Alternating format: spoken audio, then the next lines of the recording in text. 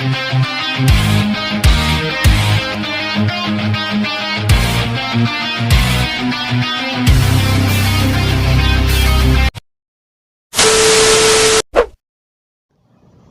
ayan mga master, welcome back to my channel.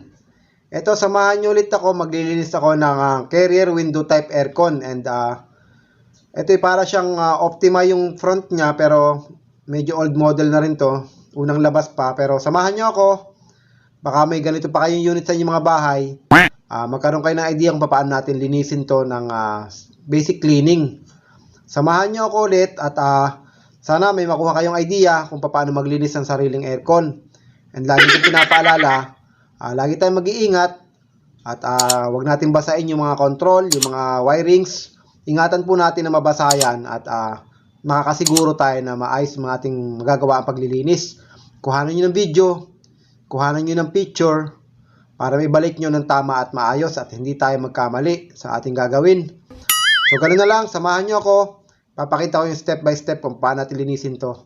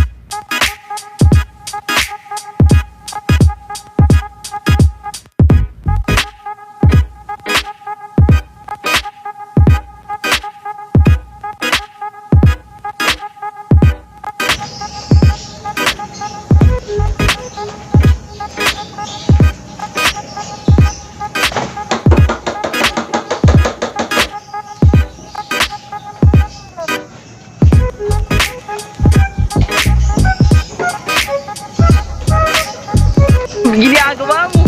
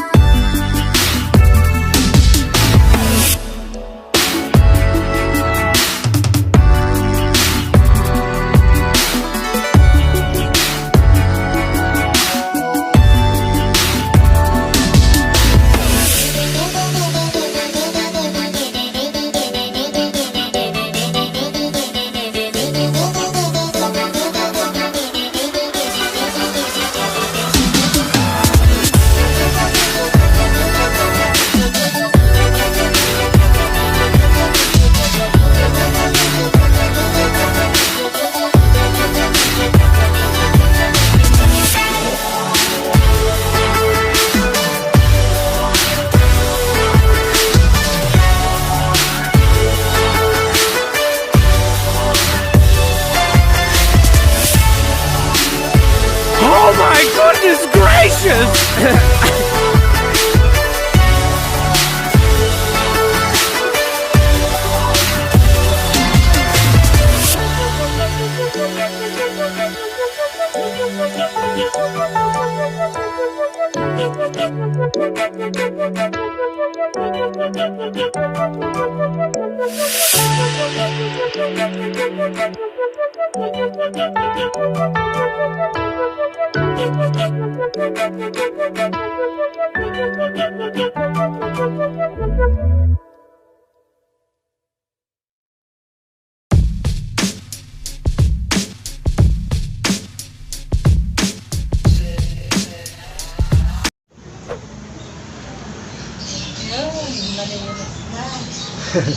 Ang hirap kasi yung dumi.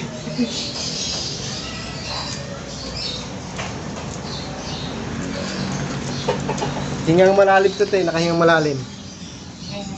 Ah. Puro ko na eh, puro lumot na ka, ang laki. Wow! Kinain na ng daga oh. No? Binutas na. Ano pa yan? Nakaraan pa yan. Tinira. Pag wala kayo, tinitira yan. What?